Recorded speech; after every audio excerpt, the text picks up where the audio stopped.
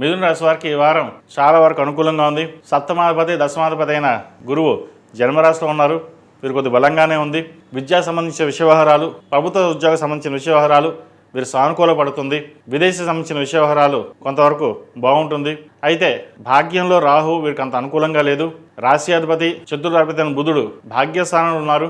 రాహుతో కలిసి కొన్ని అనుకోని సంఘటనలు చోటు చేసుకునే అవకాశం ఉంది. ఏదైనా అధికారులతోటి మాట్లాడేటప్పుడు ఆచితూచి వ్యవహరించాలి. స్థానచలనం లేకుండా చూసుకోవడం చెప్పదగినది. సాఫ్ట్వేర్ రంగంలో ఉన్న వారికి, బ్యూటిషియన్స్, టెక్నికల్ రంగంలో ఉన్న వారికి, సినీ కళా రంగంలో ఉన్న వారికి, కన్స్ట్రక్షన్ ఫీల్డ్లో ఉన్నవారికి, రియల్ ఎస్టేట్ రంగంలో ఉన్నవారికి కాస్త అనుకూలంగా ఉన్నప్పటికీ మనసు స్థిమితంగా లేకుండా కొన్ని నిర్ణయాలు, తప్పుడు నిర్ణయాలు తీసుకునే అవకాశం కూడా లేకపోలేదు. వాటి విషయంలో జాగ్రత్త వహించాలి. అదేవిధంగా భాగస్వామ్య వ్యాపారులకు ఈ వారం చాలా అనుకూలంగా ఉంది. మంచి లాభాలు వచ్చే అధికంగా గ్రహగతులు గోచరిస్తోంది. ఏదైనా సరే మీరు తీసుకునే నిర్ణయాలు లాభసాటిగా ఉంటుంది.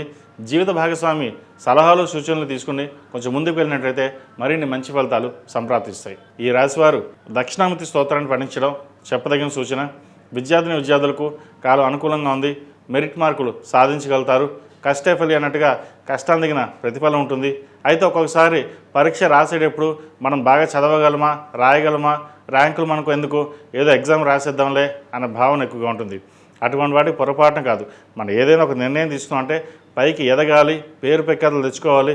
పేరు ప్రఖ్యాతలు తెచ్చుకోకపోయినా పర్వాలేదు, కానీ ఈ రోజులో పేరు ప్రఖ్యాతలు ఇంపార్టెంట్. మన కష్టం తగిన ప్రతిఫలం నలుగురికి గుర్తించాలనే భావంతో వెళ్ళండి. ఒకప్పుడు చదువులు వేరు, ఇప్పుడు చదువులు వేరు. ఇప్పుడు చదివితేనే మన భవిష్యత్తు, చదవకపోతే ఏమీ ఉండదు. కాబట్టి చదువు మీద శ్రద్ధ వహించడం చెప్పదగిన సూచన. అదేవిధంగా వ్యాపార సంబంధించిన విషయ వ్యవహారాలు స్త్రీలకు అనుకూలంగా ఉంటుంది.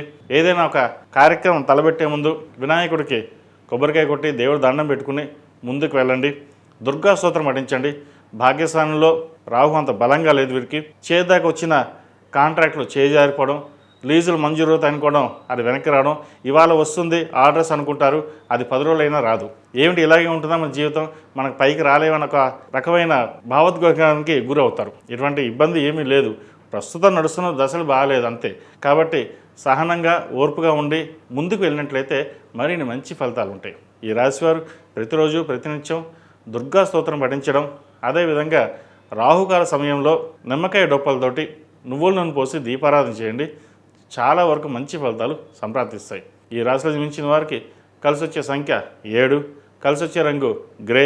ఏదైనా పని మీద బయటికి వెళ్ళినప్పుడు బుధవారం కానీ శనివారం కానీ వెళ్ళండి, మంచి ఫలితాలు సంప్రాప్తిస్తాయి. ఈ పూజస్టోర్.in పసుపు కుంకుమ నుంచి దేవత విగ్రహాల దాకా అన్ని రకాల పూజలు, వ్రతాలు, గృహప్రవేశం, హోమాది శుభకార్యాలకు కావాల్సిన పూజా సామాగ్రి అంతా ఒక్కొక్క క్లిక్ తోనే మీ ఇంటి వద్దనే పొందండి. ఈ పూజస్టోర్.in